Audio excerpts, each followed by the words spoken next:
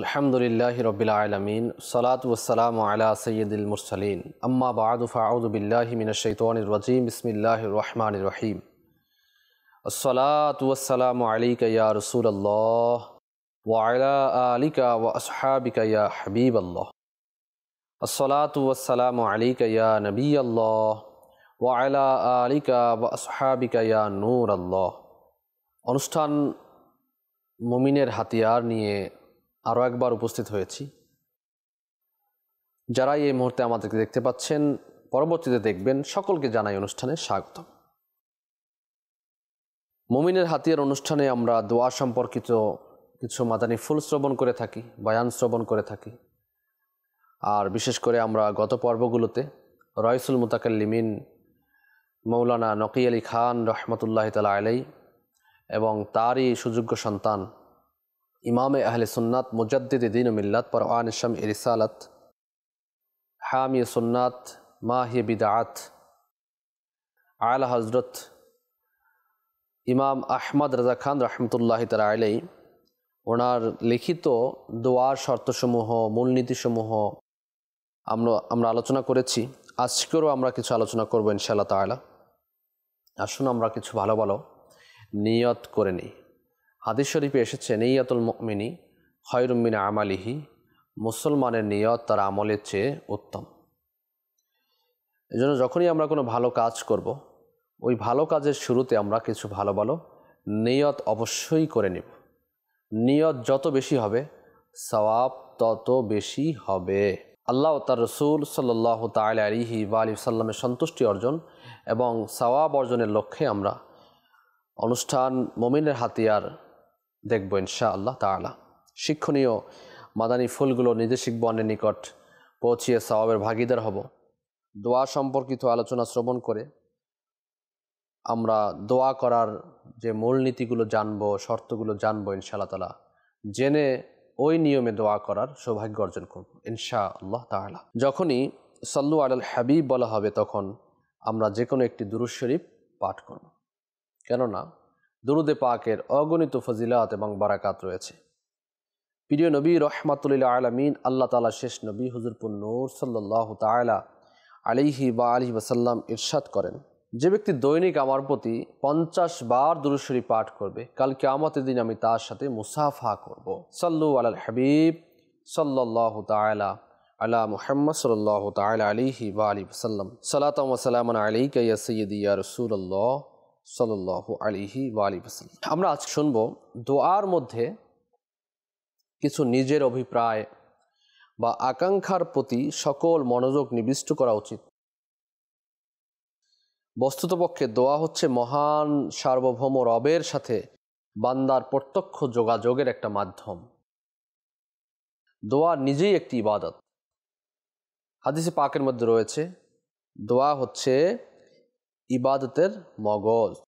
বান্দার আকাঙ্ক্ষা পূরণ হলো কিনা এটা বেশি গুরুত্বপূর্ণ নয়, গুরুত্বপূর্ণ হচ্ছে বান্দা নিবিষ্ট চিত্তে মহান রবের সাথে শাব্দিক যোগাযোগের মাধ্যমে তার মধুর সান্নিধ্য উপভোগ করছে।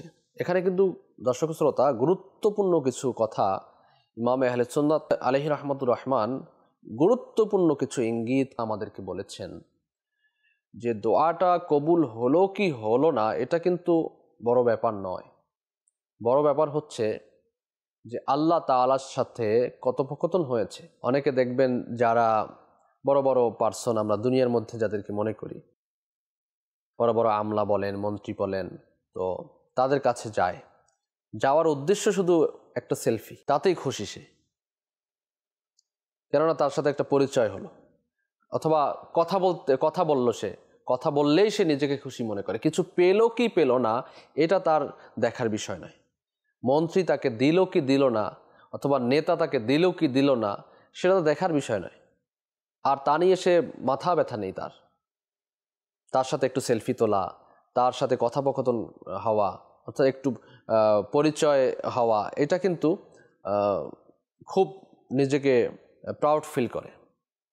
আচ্ছা, যাই হোক, এখানে এটা দিয়ে বোঝানোর উদ্দেশ্য হচ্ছে যে দোয়া হচ্ছে আল্লাহ তাআলা, মহান রব তাআলার সাথে এ ধরনের এক্সাম্পল তো দূরের কথা, আমি বোঝানোর নিয়তে বললাম আপনাদেরকে যে এটা এরকমের যদি হয়, দুনিয়াবি ক্ষেত্রে আমরা এরকম নিজেকে আমরা প্রাউড ফিল করি, অনেক সৌভাগ্য মনে করি নিজেকে, অমুক নেতার সাথে অমুক এর সাথে দেখা হয়েছে, কথা হয়েছে, তো আমি সেলফি তুলেছি, আবার নিজের সোশ্যাল মিডিয়ার যে পেজগুলো রয়েছে ওখানেও আপলোড দিয়ে দেয়। এভাবে করে শুধু নেতা নয়, দুনিয়ার মধ্যে কোনো আল্লাহর ওলির সাথে অথবা কোনো বুজুর্গ ব্যক্তির সাথে অথবা আল্লাহওয়ালা ব্যক্তির সাথেও অনেক সময় দেখা যায় যে সেলফি তুলে অথবা পরিচয় হয়ে নিজেকে সৌভাগ্য মনে হয়, কিন্তু তার সাথে কিছু পেলো কি পেলো না এর ব্যাপারে তার মাথা ব্যথা থাকে না। আমি এটা বোঝাতে চাচ্ছি যে মহান রব তাআলা হচ্ছে আমাদের স্রষ্টা, আল্লাহু আকবার কবীরা। তিনি আমাদের হাল সকল কিছু জানেন, জ্ঞাত রয়েছেন। তারপরেও মহান রব তাআলা আমাদেরকে বলেছেন, উদউনি আস্তাজিব লাকুম, এ বান্দা তুমি আমার কাছে চাও, আমি তোমাকে দিব। তো সেক্ষেত্রে আমরা যখন চাইবো, পাই বা না পাই, কিন্তু রব তাআলার সাথে কথোপকথন যে হচ্ছে, আল্লাহ তাআলার সাথে যে স্মরণ হচ্ছে, একটা আল্লাহ তাআলাকে স্মরণ করছি, সে ব্যাপারে আমাদের নিঃসন্দেহে আমরা অনেক সৌভাগ্যবান। সেহেতু দোয়া করার ক্ষেত্রে আমাদের কার্পণ্য হওয়া উচিত নয়, এটাই এখানে বোঝানো হয়েছে। যে এটা বেশি গুরুত্বপূর্ণ নয় যে বান্দার আকাঙ্ক্ষা পূরণ হলো কি হলো না, সবচেয়ে গুরুত্বপূর্ণ বিষয় হচ্ছে বান্দা নিবিষ্ট চিত্তে মহান রবের সাথে শাব্দিক যোগাযোগের মাধ্যমে তার মধুর সান্নিধ্য উপভোগ করছে। সুবহানাল্লাহি ওয়া বিহামদি, আল্লাহু আকবার কবীরা। তো এটা হচ্ছে দোয়ার একটা উত্তম মাধ্যম। আপনি আল্লাহ তাআলার সাথে কথা বলছেন। ইমাম মুহাম্মদ বিন মুহাম্মদ গজালি রহমতুল্লাহ তাআলা আলাইহি তিনি বলেন, নামাজের ব্যাপারে ইনি খুশু এবং খুজু বিনয়ী যেভাবে নামাজ পড়ার জন্য বলা হয়েছে হাদিস শরীফের মধ্যে, তো তিনি বলেন যে তুমি এভাবে নামাজে দাঁড়াও যেন তুমি আল্লাহকে দেখছো। উনি পরেই লিখেছেন আবার যে যদি তা না পারো, যে তুমি আল্লাহকে দেখতে পাচ্ছ না, তাহলে কমসে কম এতটুকু তুমি স্মরণে রাখো, দিলের মধ্যে এই খপ এই ভয় রাখো যে তোমাকে আল্লাহ দেখছেন। নামাজের ব্যাপারে ইনি উল্লেখ করেছেন। আল্লাহু আকবার। আল্লাহ তাআলার সাথে, আল্লাহ তাআলার সামনে দাঁড়ানো, আল্লাহ তাআলার সাথে কথোপকথন করা, এটা কিন্তু অনেক সৌভাগ্যের ব্যাপার। আর এটা দোয়ার মাধ্যমে এবং নামাজের মাধ্যমে এটা কিন্তু সৌভাগ্য হয়। নামাজের মাধ্যমে আল্লাহ তাআলার সান্নিধ্য পাওয়াটা এটা খুবই সহজ ব্যাপার, এবং দোয়ার মাধ্যমে আল্লাহ তাআলার সাথে কথা বলাটা এটা অনেক সহজ একটা ব্যাপার। সেজন্য আমরা কৃপণতা করব না দোয়াতে, আমরা দোয়া অবশ্যই করব ইনশাআল্লাহ তাআলা। অনেক শয়তান ওয়াসওয়াসা দিয়ে থাকে, দোয়া করা যাবে না, তো ফরজ নামাজের পরে দোয়া নেই, তো অমুক সময় দোয়া নেই, তো অমুক সময় দোয়া নেই, তো দোয়া বলতে কোনো জিনিস নেই। তো এ ধরনের কথা বলে শুধু মানুষকে বিভ্রান্ত করা ছাড়া আর কিছুই নয়। শয়তানের ওয়াসওয়াসায় না পড়ে আমরা আল্লাহ তাআলার কাছে দোয়া চাইব এবং অবশ্যই দোয়া করব, হাত উঠিয়ে দোয়া করব। এই হাত উঠানোর ব্যাপারে আমরা শুরুতে আমরা শুনেছি কেন উঠাই এবং কেন এটাই করি, যে কারো কাছে কিছু চাইতে হলে আমরা হাত পেতে চাই। তো মহান রব তাআলার দরবারে আমরা চাইবো আর হাত পাতবো না, এটা তো কখনোই হয় না। অনেক বুজুর্গানে কিরাম বলেছেন, হাত আর আসমানের যে দোয়ার যে কিবলাও হচ্ছে হাতের তালু আসমানের দিকে থাকবে, কিছুটা ফাঁক থাকবে। আমরা এর পূর্বে শুনেছি এ ব্যাপারে বিস্তারিত। তো আমরা দোয়া করব, শয়তানের ওয়াসওয়াসার মধ্যে পড়ব না। অনেকে দেখবেন ফরজ নামাজ শেষ সাথে সাথে দাঁড়িয়ে যায়, অথচ কিতাবের মধ্যে পাওয়া যায় সারাংশ ফরজ নামাজের পরে যে দোয়া করা হয় এটা কবুলিয়াতের অনেক কাছাকাছি চলে যায়। ফরজ নামাজের পরে দোয়া কবুল হওয়ার যে সময়গুলো উল্লেখ করা হয়েছে এর মধ্যে এটাও একটা কি রয়েছে। আশা করি আল্লাহ তাআলা যে আমাদেরকে সহি বুঝ দান করেন, আমরা বুঝতে পারবেন ইনশাআল্লাহ। আল্লাহ তাআলা আমাদেরকে বুঝার তৌফিক নসিব করুন, আমিন। আসলে আমাদের ইবাদতের মধ্যে, আমাদের রিয়াজতের মধ্যে শয়তান আমাদেরকে ধোঁকা দেয় যে এইটা করা যাবে না, ওটা করা যাবে না, সেটা করা যাবে না। একটা মূলনীতি মনে রাখবেন, যেই ব্যাপারে শরীয়তের মধ্যে সুনির্দিষ্ট কোনো নিষেধাজ্ঞা নেই, হারামের ব্যাপারে কোনো নিষেধাজ্ঞা নেই, সেই কাজটি করা এটা জায়েজ হওয়ার একটা দলিল। এটা ফিকহের একটা মাসআলা, ফিকহের একটা কায়দা। যারা উসুলে ফিক লিখেছেন এই উসুলটি, এই নিয়মটি তারা লিপিবদ্ধ করেছেন। তো আশা করি বুঝতে পেরেছেন। আল্লাহ তাআলা আমাদেরকে বোঝা তৌফিক দান করুন। তো আমি আবারও বলবো যে বান্দার আকাঙ্ক্ষা পূরণ হলো কি হলো না দোয়ার মাধ্যমে, এটা বেশি গুরুত্বপূর্ণ নয়। গুরুত্বপূর্ণ হচ্ছে বান্দা নিবিষ্ট চিত্তে মহান রবের সাথে শাব্দিক যোগাযোগের মাধ্যমে তার মধুর সান্নিধ্য উপভোগ করছে। সুবহানাল্লাহ, এটাই হলো দোয়ার সার নির্দেশ। আল্লাহ তাআলা আমাদেরকে বেশি বেশি দোয়া করার তৌফিক দান করুন। আরেকটি গুরুত্বপূর্ণ বিষয়ে লিখেছেন আলা হযরত ইমাম আহলে সুন্নাত রাহমাতুল্লাহ আলাইহি, যে শুধু নিজে নিজে দোয়া করে পরিতৃপ্ত থেকো না, ধার্মিক, ইয়াতিম, বঞ্চিত জনগোষ্ঠী, শিশু, বিধবা যারা রয়েছে, নৈতিক ও আর্থিক সাহায্য সহযোগিতার মাধ্যমে তাদের দোয়া কামনা করো। এ ধরনের কর্মকাণ্ড দোয়াকে ত্বরান্বিত করে এবং আল্লাহর সন্তুষ্টি অর্জনের সহায়ক হয়। এটা কিন্তু অনেক বড় একটি কাজ, যে শুধু নিজে নিজে দোয়া করলাম, নিজের জন্য দোয়া করলাম, এটা কিন্তু কৃপণতার লক্ষণ। শুধু টাকা পয়সা খরচ না করার নাম কৃপণতা নয়, অন্যের জন্য দোয়া না করার একটা কৃপণতা। রাসূল পাক সাল্লাল্লাহু আলাইহি সাল্লামের নাম শুনে কেউ দুরূদ শরীফ পাঠ না করাকে সবচেয়ে বড় কৃপণ ব্যক্তি বলা হয়েছে। তো এখানে বলা হয়েছে যে নিজে নিজে দোয়া করে পরিতৃপ্ত থেকো না, অন্যদের জন্য দোয়া করতে হবে। যারা ইয়াতিম রয়েছে, বঞ্চিত জনগোষ্ঠী রয়েছে, শিশু রয়েছে, বিধবা রয়েছে, এবং তাদের জন্য দোয়া করা। প্রথমত তাদেরকে সাহায্য করা হলে তারা খুশি হয়, আর যিনি সাহায্য করবেন তার জন্য তাদের হৃদয় নিংড়ানো দোয়া করে থাকে। কেউ খুব কষ্টে রয়েছেন, কোনো বিধবা কষ্ট রয়েছেন, কোনো শিশু কষ্ট রয়েছেন, কোনো মানুষ কষ্ট রয়েছেন। আপনি দেখবেন ঢাকা শহরে অথবা বিভিন্ন জায়গায় রেল লাইনের বস্তিতে কত মানুষ ঘুমিয়ে থাকে, রেল লাইনের উপর ঘুমিয়ে থাকে, ফুটপাতে ঘুমিয়ে থাকে। শীতের সময় একটি কম্বল অর্ধেক মাটিতে নিচ থেকে আপনার ঠান্ডা উঠছে, আর অর্ধেক কম্বল গায়ে শরীরে পেঁচিয়ে সে জড়ো হয়ে শুয়ে আছে। এরকম অনেক সিন আপনি দেখবেন ঢাকা শহরে যদি হাঁটেন। আবার প্রত্যন্ত অঞ্চলে দেখবেন গরিব এলাকার মধ্যে কুড়ে ঘর, ভাঙাচোরা ঘর, সেখানে না চকি রয়েছে, না খাট রয়েছে, না তোশক রয়েছে, না লেপ রয়েছে, না কম্বল রয়েছে, স্বাভাবিকভাবে ঘুমিয়ে আছে। তো তাদের জন্য সাহায্য করা, সহযোগিতা করা, গরিব মিসকিনকে সহযোগিতা করা, যারা বন্যা কবলিত জায়গায়, দাওয়াত ইসলামী আলহামদুলিল্লাহ আপনারা দেখেছেন করোনা মহামারী কালে মুসলমানদেরকে ত্রাণ সামগ্রী বিতরণ করেছেন, উপহার সামগ্রী দিয়েছেন। এভাবে করে বন্যা কবলিত স্থানীয় আলহামদুলিল্লাহ দাওয়াত ইসলামী দান খয়রাত করেছেন। তারপরে বাংলাদেশে যখন রোহিঙ্গারা এলো, তো বাংলাদেশ সরকার মানবিক দৃষ্টিকোণ থেকে তাদেরকে আশ্রয় দিল বাংলাদেশের মধ্যে। আলহামদুলিল্লাহ আপনার দাওয়াত ইসলামী তাদেরকেও সহযোগিতা করেছেন। বাংলাদেশ সরকারের সাথে দাওয়াত ইসলামীও সহযোগিতা করেছেন আলহামদুলিল্লাহ। এভাবে করে যখনই আমাদের বাংলাদেশে মহা দুর্যোগ চলে আসে, তখন দাওয়াত ইসলামী এগিয়ে আসে। দাওয়াত ইসলামী ওয়েলফেয়ার ট্রাস্ট যে রয়েছে তার মাধ্যমে সহযোগিতা করেন। এটা দাওয়াত ইসলামীর একটি চলমান কাজ। যখন দুর্যোগ চলে আসে তখন এই দুর্যোগ কবলিত এলাকাগুলোতে দাওয়াত ইসলামী সহযোগিতা করেন ওয়েলফেয়ার ট্রাস্টের মাধ্যমে আলহামদুলিল্লাহ।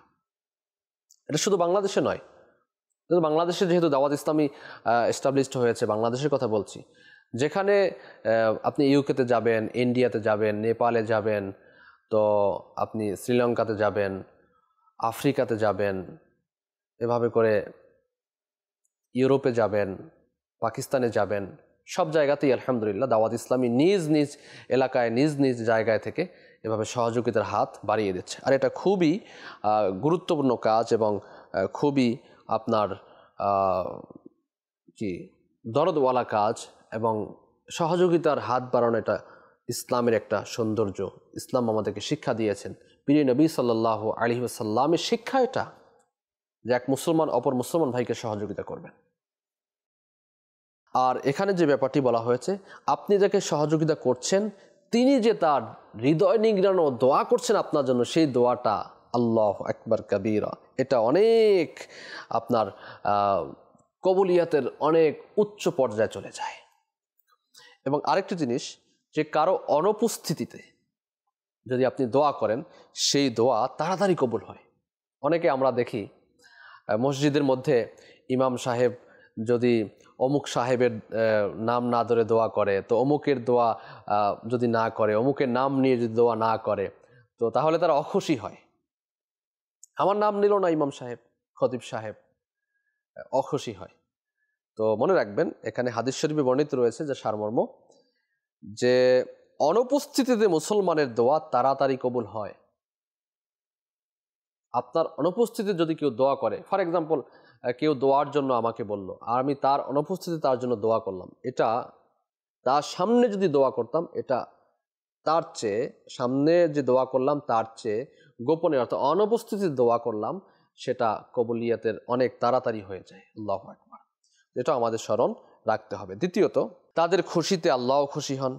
প্রিয় হাবিব সাল্লাল্লাহু আলাইহি ওয়াসাল্লাম ইরশাদ ফরমান, হাদিসে পাকের মধ্যে এসেছে, মুসলিম শরীফের মধ্যে এসেছে, যে কেউ কোনো মুসলমানের সাহায্যে রত থাকে, আল্লাহ তার সাহায্যে রত থাকেন। আল্লাহু আকবার। যে কেউ কোনো মুসলমানের কষ্ট দূর করে দেয়, আল্লাহ তার কষ্ট দূরীভূত করে দেন। এই হাদিস শরীফ হয়তো আমরা ভুলেই বসেছি। আমাদের সমাজের মধ্যে এখন এই কাজ অনেক অংশে কমে গেছে, আছে কিন্তু কমে গেছে অনেক। তো মুসলমানদের সাহায্য করা আমাদের জরুরি। আপনি দেখুন না, আপনার এলাকার মধ্যে কে আছে। আপনি হয়তো আপনারা লক্ষ্য করেছেন যে অনেক আল্লাহ তাআলা ধন দৌলত দিয়েছেন, তিনি অনেক দান খয়রাত করেন, কিন্তু ওনার আত্মীয় স্বজন, পাড়া প্রতিবেশী অভাবগ্রস্ত রয়েছে, তারা তার সাহায্য পান না। এটা ঠিক না। যদি আল্লাহ তাআলা আমাকে ধন দৌলত দান করেন, তাহলে এই ধন দৌলতের মধ্যে প্রথমত হক হচ্ছে আমার আত্মীয় স্বজন, পাড়া প্রতিবেশী।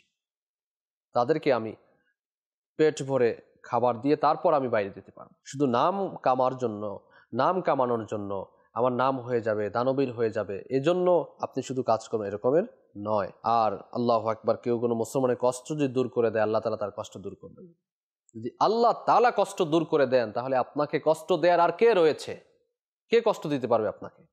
যদি আল্লাহ তাআলা আপনাকে সাহায্য করেন, তাহলে আপনাকে আর কে সাহায্য করবে? না করলে কি সমস্যা কি? কারো সাহায্য আমার দরকার নেই, আল্লাহ তাআলা আমাকে সাহায্য করবেন। সুবহানাল্লাহ, আল্লাহু আকবার।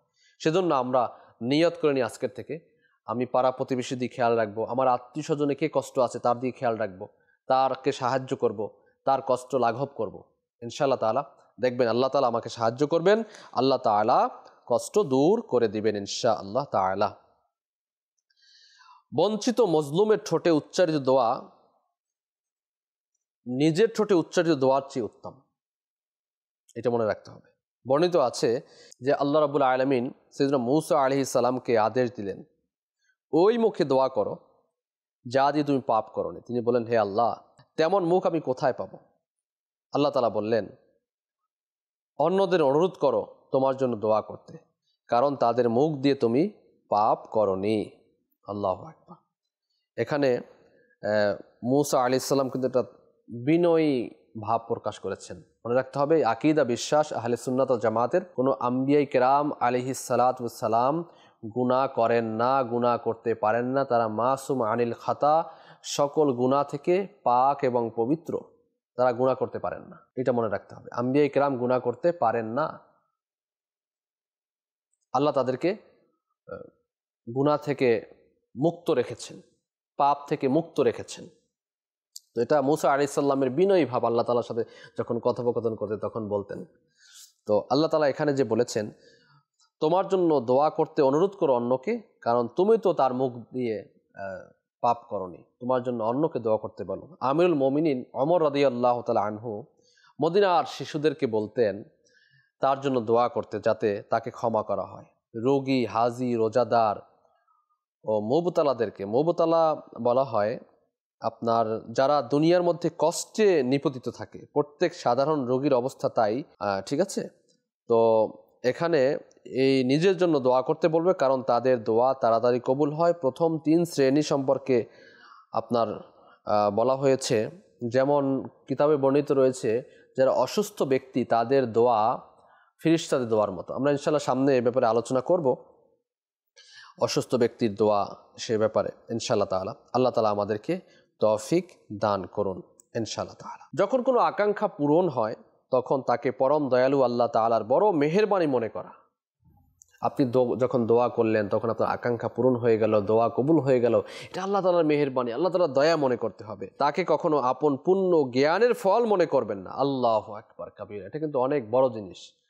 আপনি ইবাদতওয়ালা, নামাজি, তো রোজাদার, তাহাজ্জুদ গুজার, আপনি দান সদকা করছেন আর দোয়া করছেন, আর আপনি মনে করলেন আমি দান করেছিলাম এজন্য আল্লাহ দোয়া কবুল করছেন, আমি নামাজ পড়তাম, আমি নেককার এজন্য দোয়া কর, না, কখনো নয়। এটা আল্লাহ তাআলার বদান্যতা মনে করতে হবে, আল্লাহ তাআলার মেহেরবানি, আল্লাহ তাআলার দয়া মনে করতে হবে। নিজের আপন পুণ্য ও জ্ঞানের ফল মনে করা যাবে না। আল্লাহ তাআলা আমাদেরকে বুঝার এবং আমল করার তৌফিক দান করুন, আমিন। তো সম্মানিত দর্শক শ্রোতা, আমরা আজকের অনুষ্ঠানে বুঝতে পারলাম যে অনেকগুলো পয়েন্ট আমরা শ্রবণ করলাম। শুধু নিজের জন্য দোয়া না করা, মানুষদেরকে সাহায্য সহযোগিতা করা, তাদের দোয়া নেয়া, এবং দোয়া আল্লাহ তাআলার সাথে কথোপকথনের একটা মাধ্যম। দোয়া হচ্ছে ইবাদতের সমতুল্য, দোয়া নিজেই একটি ইবাদত এবং ইবাদতের মগজ বলা হয়েছে। এবং বিশেষ করে যারা অসুস্থ, যারা রোগী, হাজি, রোজাদার এবং যারা দুনিয়াতে কষ্টে রয়েছেন, শিশুদেরকে নিজের জন্য দোয়া করতে বলা, যে আমার জন্য দোয়া করে দিন, আল্লাহ তাআলা যাতে আমাকে বেহিসাব মাগফিরাত দান করেন, ঈমান ও আফিয়াত নসিব করেন, মিঠা মদিনা জিয়ারাত নসিব করেন, জান্নাতুল বাকি নসিব করেন, জান্নাতুল ফেরদাউস নসিব করেন, জাহান্নাম থেকে যেন মুক্তি দান করে দেন। এভাবে করে দোয়া করা, নিরাপত্তা চাওয়া। আল্লাহ তাআলা আমাদেরকে এর উপর আমল করা তৌফিক দান করুন। আর বিশেষ করে যখন আমরা কোনো কিছু পেয়ে যাব তখন এটাকে নিজের পুণ্য নেক কাজের মাধ্যম মনে না করা, নিজের জ্ঞানের ফল মনে না করা, দয়ালু আল্লাহ তাআলার দয়া এবং মেহেরবান আল্লাহ তাআলার মেহেরবানি মনে করা। আল্লাহ তাআলা আমাদেরকে বুঝার এবং আমল করার তৌফিক দান করুন।